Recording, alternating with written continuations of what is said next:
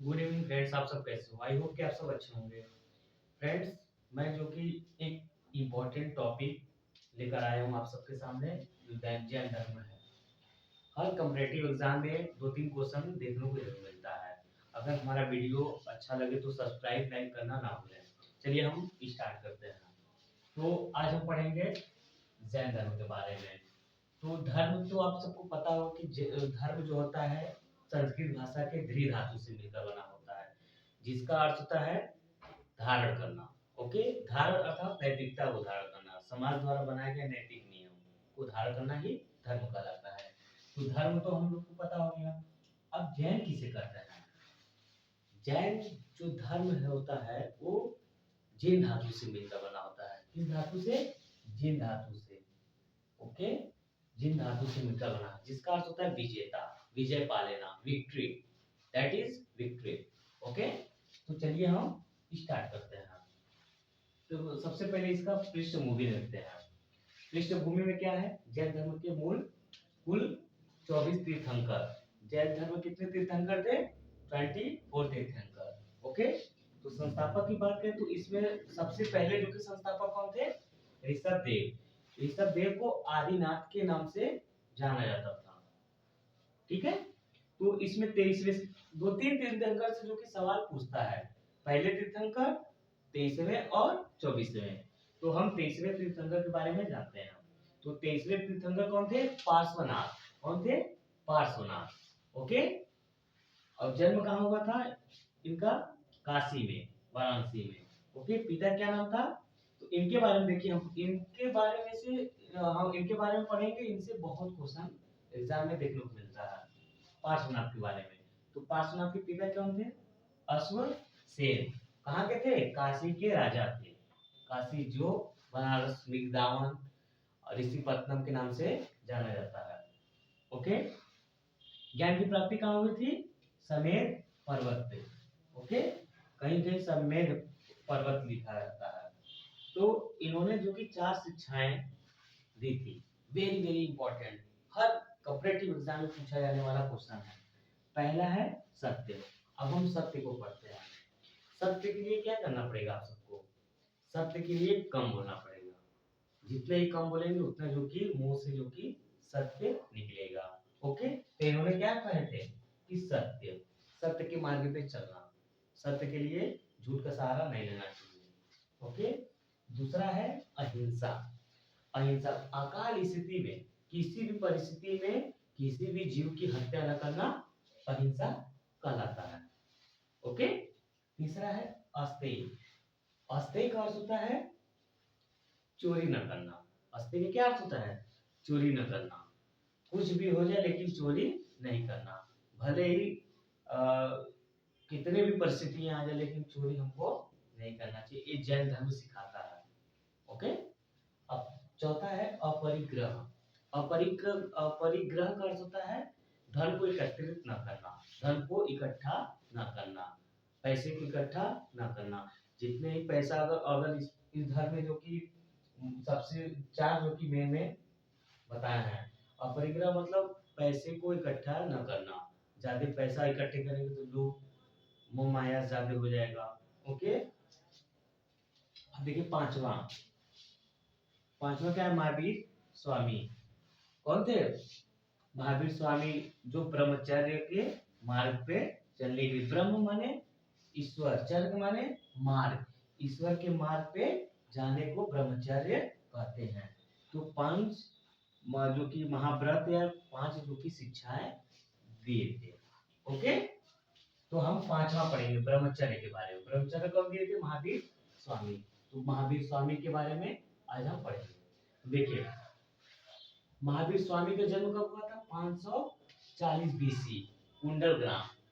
Okay, कब हुआ था? 540 बीसी। बीसी का अर्थ होता है बिफोर क्राइस्ट, इसका फुल फॉर्म होता है बिफोर क्राइस्ट। मृत्यु कब हुई थी? 468 बीसी, पावापुरी में। कहाँ हुई थी? पावापुरी।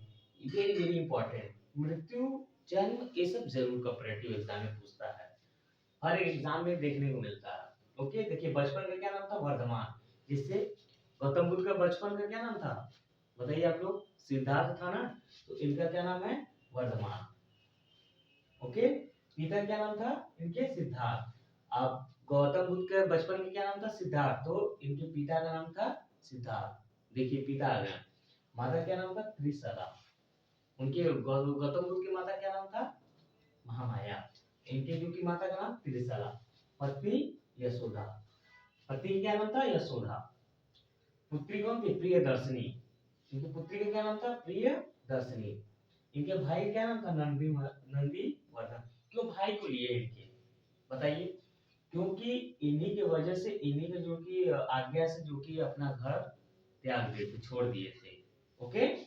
और दामाद, इनकी शादी प्रियदर्शनी से जो की शादी हो गई थी। ठीक, शादी हुई थी किससे? प्रियदर्शनी से। दामाद का इनके नाम था जमाली। क्यों दामाद के जो कि नाम है इसमें इम्पोर्टेंट है? क्योंकि इनके प्रथम शिष्य थे। ओके, प्रथम जो कि उपदेश दिए थे। गिरी त्याग किस वर्ष में किए थे? 30 वर्ष की अवस्था में अपना घर जो कि छोड़ दिए थे। कौन? वर्धमान। ओके, ज्ञान की प्राप्ति शाक वृक्ष के नीचे ऋजुपालिका नदी के तट पे, गौतम बुद्ध निरंजना नदी के तट पे, पीपल वृक्ष के नीचे।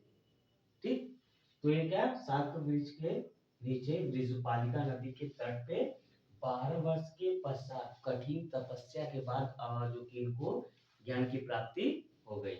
ओके, तो देखिए इनके कुछ इंपॉर्टेंट उपदेश के बारे में। उपदेश और शिक्षाएं, उपदेश और शिक्षाएं के बारे में अध्ययन करेंगे। ओके, तो देखिए इनके प्रथम उपदेश है कहाँ दिए थे? राजगीर। राजगीर कहाँ पड़ता है? बिहार में। ओके, शिष्य इनके जमाली, प्रथम शिष्य जो थे, बोले थे ना। देखिए इनके दामाद का क्या नाम था? जमाली। तो प्रथम शिष्य कौन थे? जमाली। ओके, जैन धर्म के त्रिरत्न, वेरी वेरी इंपॉर्टेंट। यहाँ से हर एक कॉम्पिटिटिव एग्जाम में क्वेश्चन बनता ही है। तो इसमें पहला सम्यक दर्शन। अब सम्यक दर्शन क्या होता है? जैसे हम अष्टांगिक मार्ग पढ़े थे बौद्ध धर्म में, तो इनके जो कि तीन जो कि त्रिरत्न जैन धर्म के, पहला है सम्यक दर्शन। अब सम्यक दर्शन का अर्थ क्या होता है? देखिए सम्यक दर्शन का अर्थ होता है सत्य में विश्वास करना। यह जो कि सत्य में विश्वास करते थे, जो चीज जो कि दिखाई देता है वो सत्य है। ओके, सत्य में विश्वास करते थे। और दूसरा है सम्यक ज्ञान। ज्ञान क्या है? वास्तविक, रियल। ज्ञान क्या है? वास्तविक रूप से जो हम ज्ञान प्राप्त करते हैं उसे सम्यक ज्ञान कहते हैं। और तीसरा है सम्यक आचरण। सम्यक आचरण का क्या अर्थ होता है? देखिए सम्यक आचरण का अर्थ होता है दुख सुख दुख में समान भाव।